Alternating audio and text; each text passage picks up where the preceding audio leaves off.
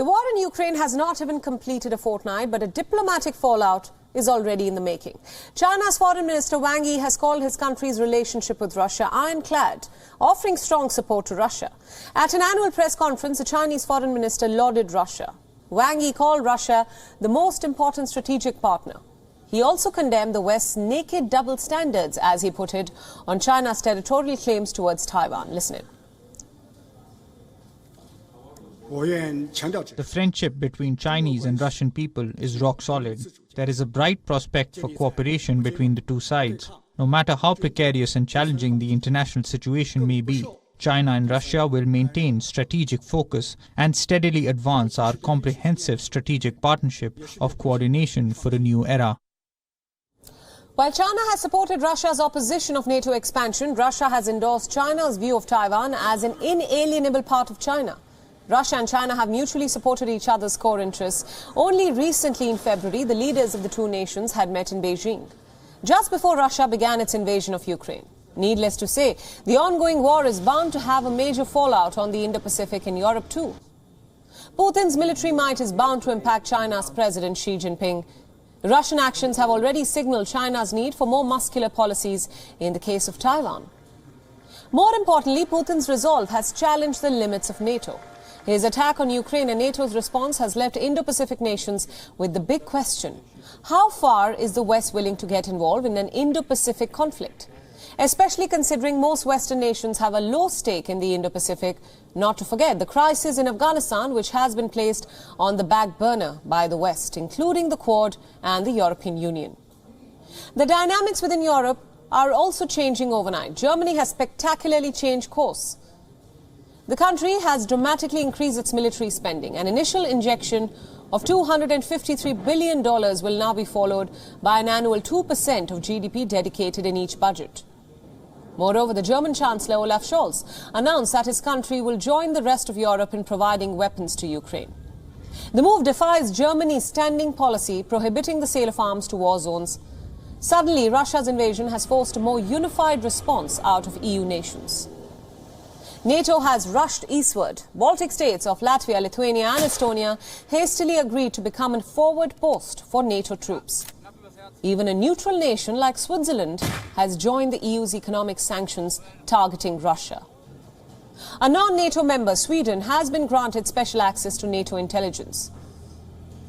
Europe's southeast is equally galvanized. Bosnia is mulling over a formal bid to join NATO, and Kosovo is now making a pitch for a permanent US base on its territory. French troops have been sent into Romania as a mark of European solidarity. So much so, a nation like Turkey, known to walk the middle path between Russia and NATO, has also closed the Turkish straits to warships. This will hamper Russia's ability to move more ships from the Mediterranean into the Black Sea and then onto southern Ukraine. WION, of course, is getting you all the latest updates of the conflict unfolding in Ukraine as we speak. Our correspondent Anas Malik now joins us live from Ukraine's capital, Kiev. Anas, thanks so much for joining us. You have been reporting for WION about the refugee crisis in particular for days now. What's the latest on the evacuation attempts in Europe? Well, I was at Irpin. As I talked to you, there was some shelling done somewhere near, but these shellings, they continue. I was in Irpin just a short while back, and we heard that there was immense shelling being done, immense gunfire being done, evacuation process was underway. I was at the Bucha district of Irpin that connects, and I was at that very bridge that connects Bucha to the rest of Irpin. Irpin is about 27 kilometers from the city of Kiev, where I am currently, from the capital city of Kiev, and there have been, the Russian forces have advanced. Earlier they were said to be on the Irpin side of the river, of the bridge and the river, but now they have moved towards the river itself, and they continue with their advancements while the Ukrainian forces are resisting. Now, en route from Kiev city towards Irpin is where I saw a couple of evacuation buses and a medical camp as well. We reported from there,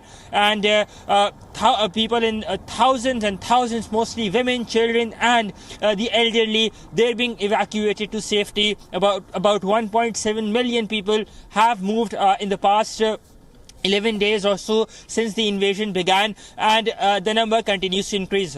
Priyanka? Absolutely. Anas, we're also getting reports, as you just pointed out, that nearly 1.7 million, and this number is expected to go as high as 2 million refugees as a result of this conflict. What more can you tell us about this? What kind of efforts are being made to provide shelter to these people who are trying to flee their homeland?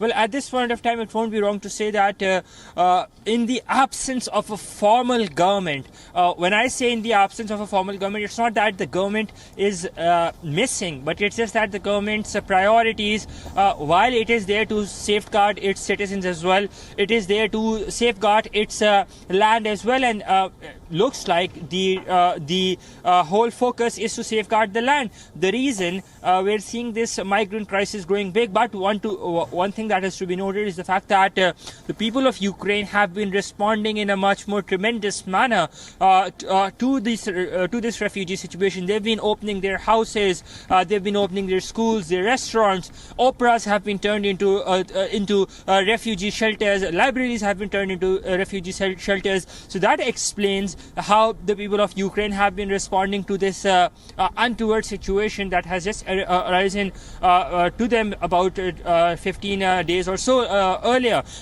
One thing that is to be noticed, the fact that a lot of refugees are fleeing from where I am in Kiev, from Irpin, from associated areas, that is towards center, north and east, areas that are more closer in proximity to the Russian border.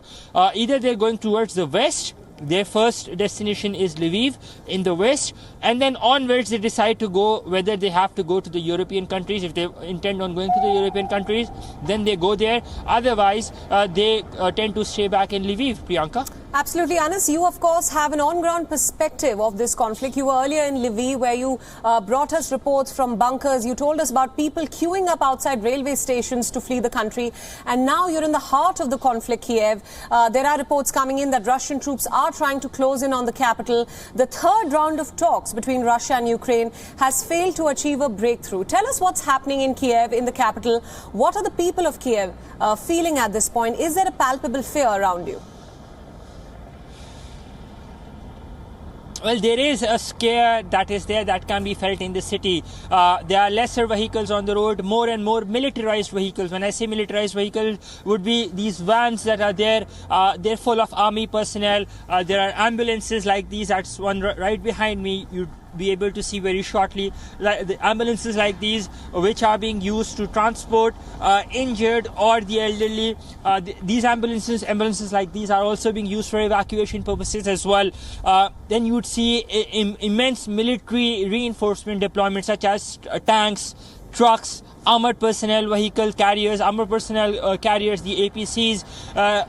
You'd see army personnel with rocket launchers, with grenade launchers in their hand. That's not a sight that you'd be seeing every day. So that does instigate that element of fear in you as to what happens next. There are lesser people out on the roads. Grocery shops and supermarkets are running out of everyday items, and to the point that trains that go from Kiev to Lviv or elsewhere, they bring in these items, these everyday essentials. But despite of that, they're being stocked up. I'll give you an example. Just today in the morning, the hotel where I am, we asked for bread for breakfast, and then they said that they've ran out of bread for the quota of the day because they've been asked to stock up and to pile up. So that goes on to explain that fear that is there and how Ukrainians are prepping for the worst that is yet to come. That is yet to come, or if it comes at all. Priyanka? Anas Malik, thank you so much for all those updates and insights, and thanks for joining us on WION. We'll of course continue to come back to you for more updates since you're reporting for us from Kiev in Ukraine. WION World is now available in your country. Download the app now and get all the news updates on the move.